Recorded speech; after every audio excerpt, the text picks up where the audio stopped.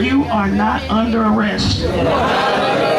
And thus you do not have the right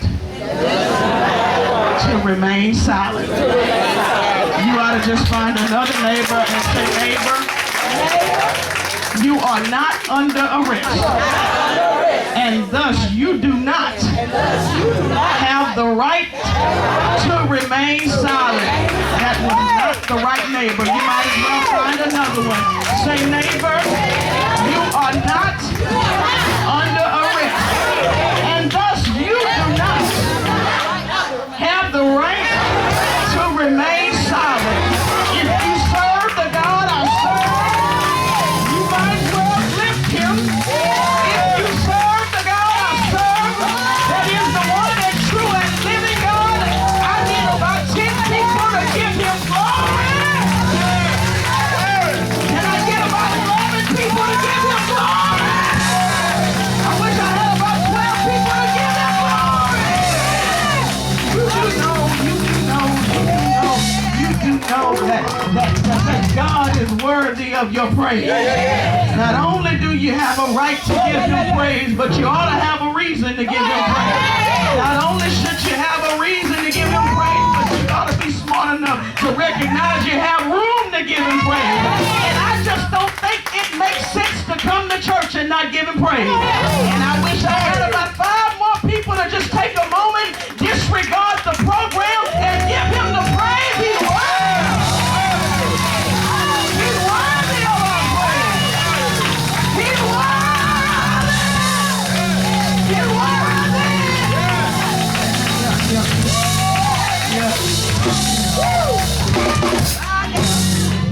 I bind that heaviness in the name of Jesus.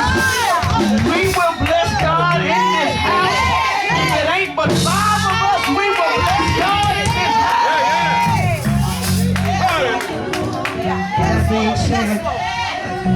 That being said, I don't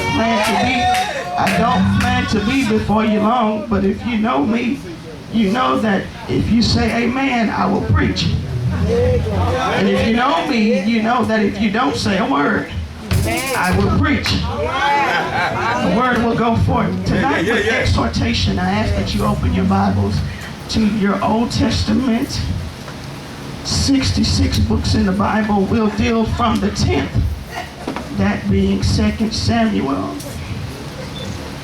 We're going to deal with the scene from the life of King David. 2 Samuel. And of its, I believe, 24 chapters, we're going to deal in the 6th. 2 Samuel chapter 6. For the sake of time and emphasis, we will begin at the 13th verse, where we will deal with the scene from the life of King David. Amen.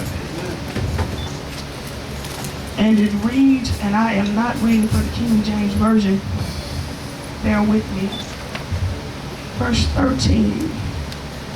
When those carrying the ark of the Lord advanced 6 steps, he sacrificed an ox and a fattened calf.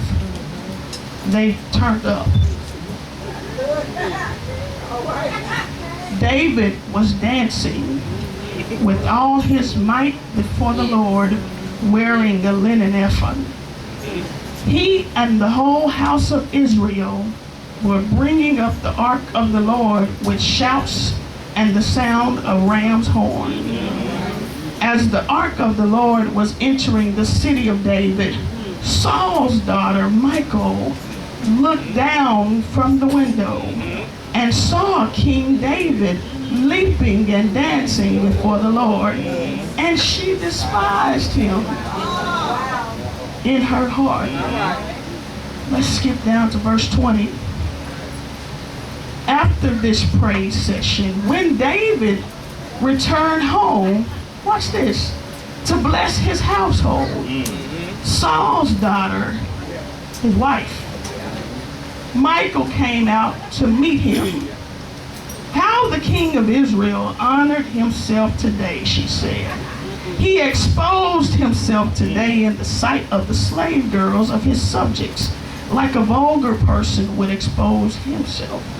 But look at David's reply, and I think I'm going to park my purse right here. David replied to Michal, I was dancing before the Lord, who chose me over your daddy and your whole family to appoint me ruler over the Lord's people Israel. Watch how David checks her. He checked her. I will celebrate before the Lord, and I will humble myself even more and humiliate myself.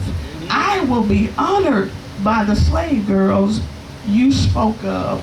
Sharing David's sentiments tonight, I'd like to talk from the thought, there's a story behind my praise. There's a story behind my praise. There's a story.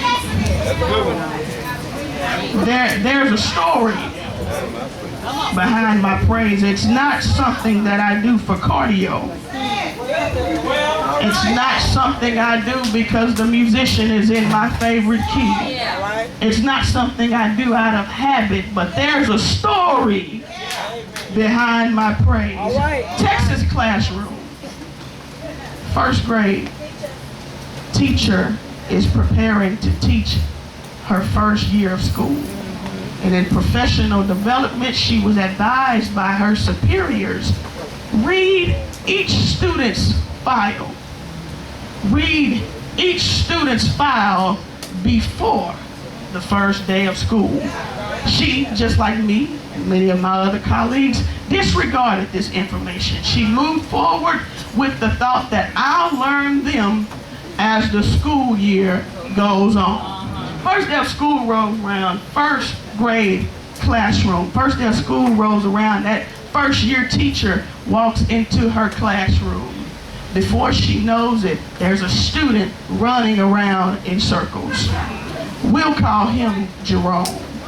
She went to Jerome and said, Jerome, this is not proper classroom etiquette. Jerome, if you don't mind, come and sit down. Jerome obeyed. He came and sat down. A couple minutes later, she notices that Jerome is out of his seat again. This time, Jerome is swinging his hands in the directions of the students. She walks over to Jerome and says, Jerome, this is not proper classroom etiquette. Come over and have a seat. A while later, she's interrupted by the laughter from the other students in the classroom. Jerome is laying flat on his back, swinging his legs, swinging his hands. She goes over, she says, Jerome, this is not proper classroom etiquette. Come over and have a seat. Just a couple of minutes later, she's interrupted again by the students' laughter. This time, Jerome is standing on his chair. Jerome decides to step onto his desk. He begins to leap from desk to desk to desk to desk. At this point, the teacher loses all control. She loses all control. She runs. She grabs Jerome. She picks him up. She runs down the hallway, takes him to the principal's office, sits Jerome in the seat, slams the door, and says to the principal, you got to do something with this one. Teacher looked up. The principal looked up from her coffee. Said, did you read his file? Did you read his file? She says, well, no, I was going to get around to that. She said, maybe, just maybe, it would help if you had read his file. They sat there together and began to read Jerome's file. And they learned that Jerome had been in a terrible accident. Being in this terrible accident, Jerome had lost his limbs. He had lost his ability to move his arms. He had lost his ability to move his legs. Jerome had spent 8 months in a body cast. He could not move, and at the age of 6, Jerome came out of that body cast and had to be taught how to walk all over again. After 8 months in a body cast, Jerome came out and had to be taught how to use his hands all over again. During that terrible accident, Jerome had lost his ability to speak, but he happened to recover the use of his limbs. We find from reading Jerome's files that there's not really anything wrong with his behavior. He simply cannot did not talk. So whenever Jerome got happy, the only way he could express himself was through his body. Written in Jerome's file, in his note, you will see when Jerome is happy, Jerome starts to run. It was written in his file. Written in Jerome's file, it was written that when Jerome wants to say thank you, he starts to jump. It was written in his file. Written in Jerome's file, it says when Jerome wants to wave his arm, when he waves his arms, that's his way of saying I love you. It was all written in his file. That teacher learned an important lesson that day. Never attempt to understand a student if you have not read their file. And what I have learned in my years of coming to church, you will make the same mistake that teacher made. You'll find yourself next to somebody, you don't understand their behavior. You'll find yourself next to somebody, you can't comprehend their actions. You'll find yourself next to somebody, what they're doing don't make sense to you. But I came to tell you this evening, don't make the mistake of the teacher. Take the time to read somebody's file. And when you read somebody's file, you'll be exposed to their background. When you read somebody's file, you'll be exposed to their medical history. When you read somebody's file, you'll be exposed to their employment history. When you read somebody's file, you'll be exposed to their story. If you read somebody's file, maybe you'll be able to understand why they move like they move. If you read somebody's file, maybe you'll be able to understand why they praise like they praise. If you read somebody's file, maybe you'll understand. Maybe, just maybe, you'll understand. Don't make the mistake of the teacher in the story. There's always something that can explain a person's behaviors written in their file. Leads us here to our text. Leads us to our text. The Ark of the Covenant, a symbol of God's presence, was being brought into the city of David. At this particular time that it was being brought in, this was a joyous occasion. Here, the people in the city of David could not help but begin to rejoice. Here, King David catches a hold to what is going on. He's in a comfortable outfit, and David begins to praise and thank God with him. Next, we notice that David's wife is the only person who apparently did not get the memo. She didn't get the memo. She didn't understand that everybody else was happy. So here she is watching the praise occur. She is what I would call a praise predator. They have no problem attending the business meeting. They just don't want no part of the praise break. They have no problem attending Sunday school. They just want no parts of the praise break. They have no problem attending rehearsal. They just want no parts of the praise break. She was what I would call a praise predator. But there are some things that I'd like to look at here in the text.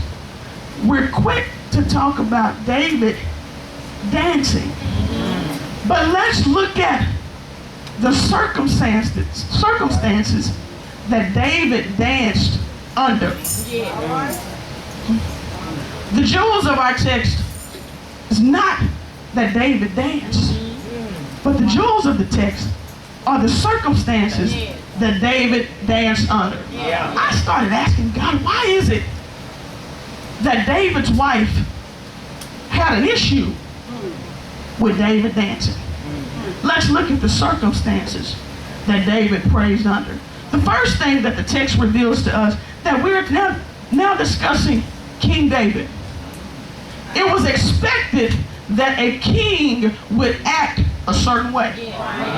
What bothered David's wife was not so much that he was praising, but that he had the nerve to praise publicly amongst common people. Here's what I like about David, y'all. David praised and disregarded his position. And if you don't watch yourself, people will praise God when they don't have nothing. But I don't know what it is about folks, when we get a couple of nickels to rub together, we get beside ourselves. I don't know what it is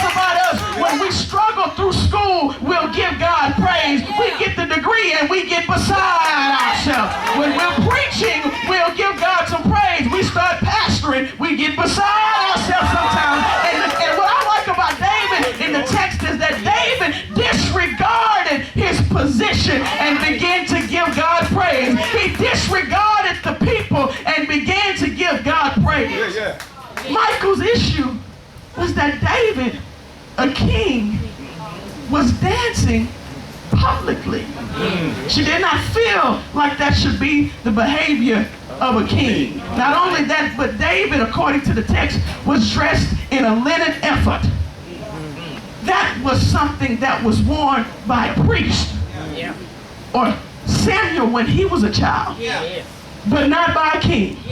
So if I may paraphrase, here's David out in a muscle shirt and some gym shorts, blending in with the common people. And when David finally gets through praising and he comes into the house, his wife must have been black. Because she didn't let him make it much past that door. If I can paraphrase, David came in, he took his wallet out, sat it down, he sat his cell phone and his keys down, and she was waiting right then and there. David, how dare you out there in front of Pumpkin and Tamika now, acting like you was acting. And then look at you. We're royalty. Look at how you're acting. But David disregarded his position. Don't let your position be something that keeps you from giving God praise, is my point. But not only that, looking at the circumstances that David praised under, here's what I like, Pastor Crooks. David's praise was predicated on God's past performance. All right. Can I take my time with that one? David's praise was predicated on God's past performance. How do I know that? Because in the text, when David finally responds to his wife, Michal, look at what he said. David says, and it's verse 21, David says to his wife, his explanation for acting as he did, he says, I was dancing before the Lord, who chose me over your father and his whole family to appoint me ruler over the Lord's people, Israel. Now, here's what happened. If you read too fast, you'll miss it. The Ark of the Covenant was being brought into the city. The people of that city were shouting because of the Ark of the Covenant. But when David gives his explanation for why he's shouting, David references something from the last chapter. Have you ever found yourself, there's good stuff happening and you're prepared to praise God for that, but you still stuck on something from your last chapter? Is it just me? But I got some stuff that I'm glad about right now. I'm going to praise for that at some point, but I'm still happy because of what happened in my last chapter. I want to shout because of this morning, but I'm still happy about my last chapter. I want to shout about the job I have now, but I'm still shouting because of the degree I got in 2012. I want to shout about what's going on right now, but I'm still shouting because he saved me when I was 12. I want to shout about what's going on right now, but I'm still excited about what God did in my last chapter. Is it just me, or is there anybody that can say, I've got some stuff that occurred in my last chapter that every time I look back and flip back a few pages, I found something to be thankful for?